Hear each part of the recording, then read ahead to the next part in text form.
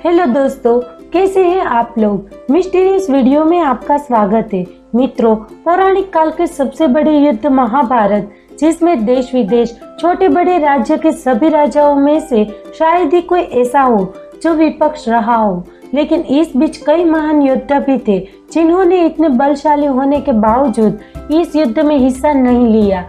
जिनमें से एक बारबरी और विदुर के बारे में आप जानते ही होंगे, लेकिन क्या आप जानते हैं कि एक बलशाली योद्धा भी था जिसने इस युद्ध में हिस्सा लेने की जगह तीर्थ यात्रा पर जाने का निर्णय लिया। जी हाँ, यहाँ हम बात कर रहे हैं श्री कृष्ण के दाऊ और बड़े भाई बलराम की। अपने बल और क्रोध के कारण जाने जाने वाले बलराम ने ऐसा क्यों किया, आइए जानते हैं आज की इस खास वीडियो में। लेकिन वीडियो में आगे बढ़ने से पहले अगर आप हमारे चैनल पर पहली बार हो तो इस चैनल को सब्सक्राइब कीजिए ताकि नई आने वाली वीडियो को सबसे पहले आप देख सके। चलिए आगे बढ़ते हैं वीडियो में। मित्रों, शायद आप इस तथ्य से अवगत नहीं हो कि पांडुपुत्र भीम और धृतराष्ट्र के पुत्र दुर्योधन दोनों के गुरु बलराम ही थे और उन्होंने ही दोनों को गदा चलाने की शिक्षा दी थी। बलराम को कौरव और पांडव दोनों ही बेहद प्रिय थे। ऐसे में जब पांडवों और कौरवों के बीच महाभारत का युद्ध हुआ तो वे किसी एक का पक्ष लेकर दूसरे के साथ अन्याय नहीं करना चाहते थे। ऐसे में बलराम ने तो श्री कृष्ण को भी यही समझाने का प्रयास किया कि उन्हें भी इस युद्ध में हिस्सा नहीं लेना चाहिए, क्योंकि युद्ध में शामिल दोनों ही पक्ष उनके ही संबंधी थे। यही नहीं, बलराम ने तो दुर्योधन को पहले ही वचन दे दिया था कि महाभारत के युद्ध में श्री कृष्ण और वे स्वयं शस्त्र नहीं उठाएंगे। इसलिए श्री कृष्ण ने भी बलराम के वचन का मान रखा और युद्ध में बिना शस्त्र उठाए अर्जुन का साथी बनकर हिस्सा लिया। साथ ही में श्री कृष्ण ने दाऊ को भी ये समझाया कि धर्म स्थापना के लिए इस युद्ध का होना आवश्यक है। और रही बात संबंधों की, तो इसका एक हल भी मेरे पास मौजूद है। और हल स्वरूप उन्होंने दोनों पक्षों अर्थात पांडवों और कौरवों के सामने ये प्रस्ताव रखा कि तुम्हें मुझे या फिर मेरे नारायणी सेना में से किसी एक का चयन करना होगा, परंतु मैं पहले ही ये बतला देता हूँ कि संपूर्ण युद्ध में मैं न तो युद्ध करूंगा और न ही कोई शस्त्र धारण करूंगा।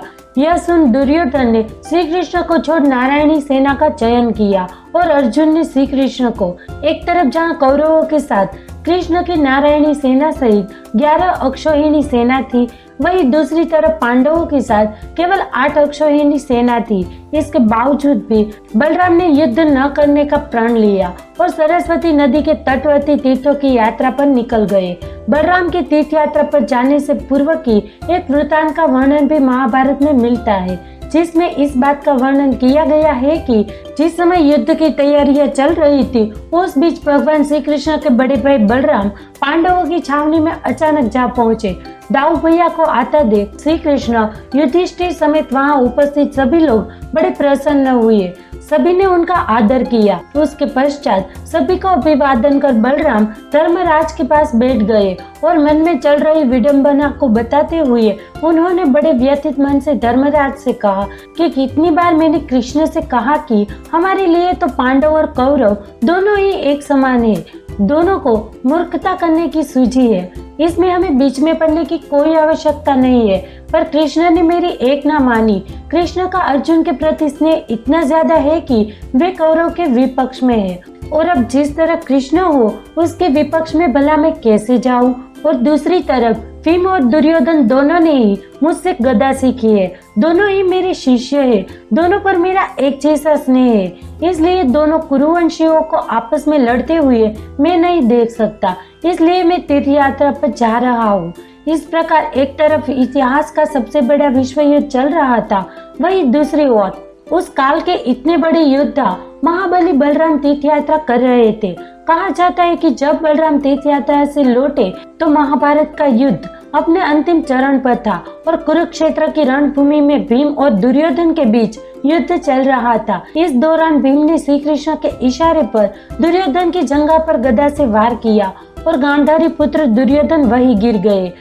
दुर्योधन को पराजित होता देख बलराम क्रोधित हो उठे और कहने लगे, श्री कृष्ण, राजा दुर्योधन मेरे समान बलवान थे, गदा युद्ध में उनकी समानता करने वाला और कोई नहीं। छल पूर्वक के अन्याय करके केवल दुर्योधन को नहीं हराया गया बल्कि मेरा भी अपमान किया है। ये कहकर महाबली बलराम अपना हल उठा भीमसेन की ओर दौड़े और उन्हें सजा देने की बात करने लगे।